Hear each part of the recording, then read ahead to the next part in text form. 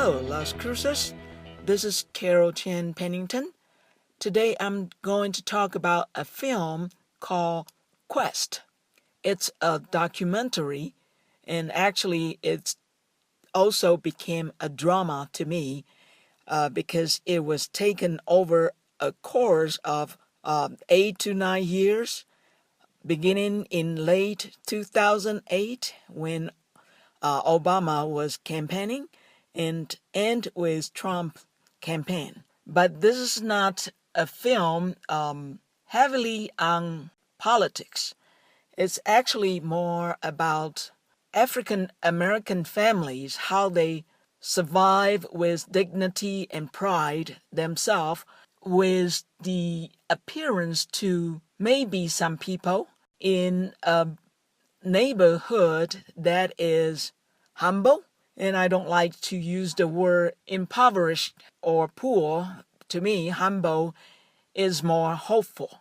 And the filmmaker, Jonathan Olszewski, is a Caucasian, and so personally, I was wondering why he became interested in this family when I was like 5 minutes into this film, because he has a friend at NPR, and then he gets acquainted with the Rennie family, who is the family being filmed, and they live in the north area of Philadelphia. And the family members are Christopher and Christina, and two of their children. I believe they have more than 2 children. I apologize, I get a little confused how many children they have, because the film only focuses on 2 children. The oldest son, William, and PJ, Patricia. They call her PJ. These two was a bit more focused, especially PJ, because of something happened to them, in the film. Christopher Rennie runs a studio called Quest for community kids and, of course, for adults to record their rap and music, serve almost as a shelter for their creativity. And his wife, Christina, being called Ma, work at a shelter for victims, particularly children, in a domestic violence situation. I like it a lot because to me it's very gentle and warm. Even it talk about racist violence and even LGBT in some situation. It's gentle to me because the director or the way the family expressed their feelings were gentle and soft, but there's a lot of a depth in them, because this is real life. It's not acting. And I'm not saying acting is not good, because we do need those wonderfully made movie to understand a lot of things we don't have experience with. But for this one, it's so real that you just take their words and the scene in a much deeper way and being touched and moved.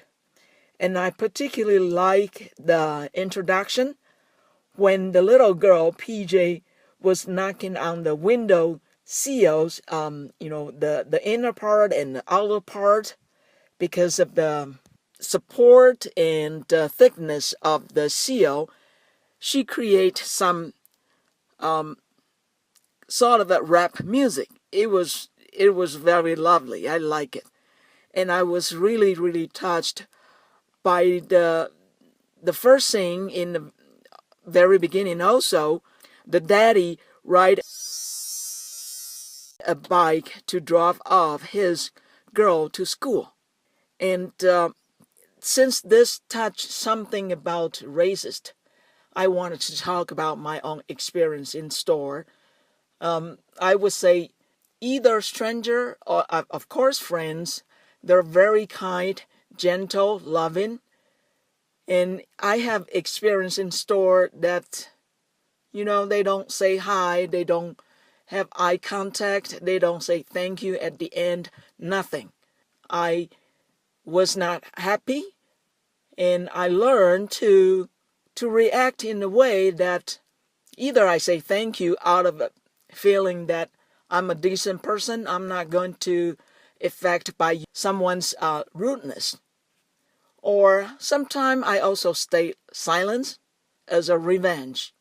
The worst situation was I observed a cashier looks like an Asian Indian to me, being very friendly, warm to someone in front of me, and then just no eye contact, no nothing, no thank you, no greeting, send me off.